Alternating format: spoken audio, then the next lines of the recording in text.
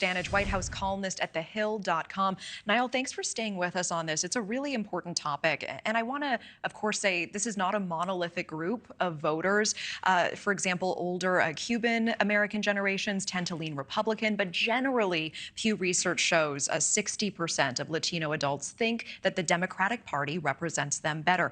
So why is this? 14% of Hispanic business owners who supported Biden last time now say they are undecided.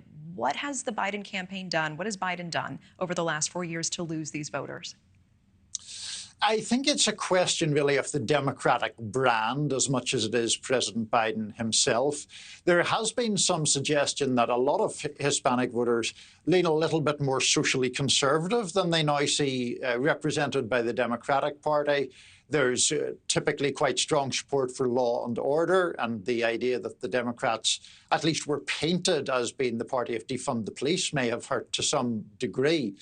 I do think it's really important to point out those differences within what we often too easily talk about as the Latino community. I mean, as you say, Cuban voters in Florida and Mexican voters or Mexican-American voters in South Texas are very, very different demographically and ideologically, generally speaking. Niall, it was really interesting. I think it was a couple of weekends ago that we were closely tracking the Biden campaign, really courting the Black vote, showing up at historically Black universities, et cetera, making graduation speeches as well.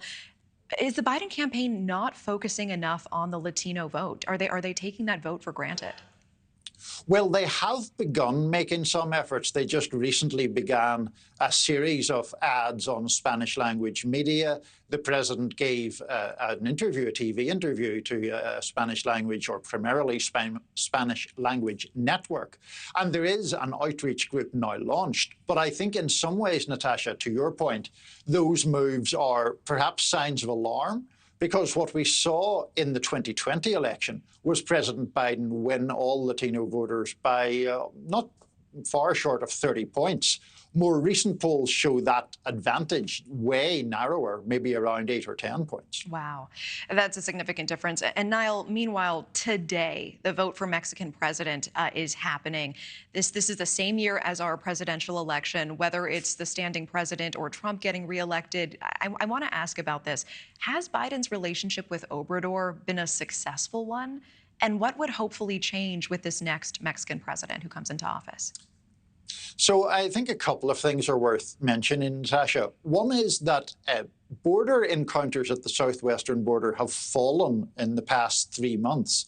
And there is a wide-scale perception that the reason for that is actually Mexico doing more to intercept people who are transiting through Mexico to the United States or toward the United States. That's just one example of how the relationship can be very important. The other thing, not to neglect the economy, is that according to the State Department in 2023, Mexico became the most important or the biggest trading partner of the US. Now, whether the Biden-AMLO relationship has been successful, not really for me to judge, but certainly a very important relationship to the United States. All right, Niall Stanage, appreciate the context and time as always. Thank you so much. Thank you. Thank you for watching. Go to newsnationnow.com to find NewsNation on your television provider. And don't forget to click the red subscribe button below to get more of NewsNation's fact-driven, unbiased coverage.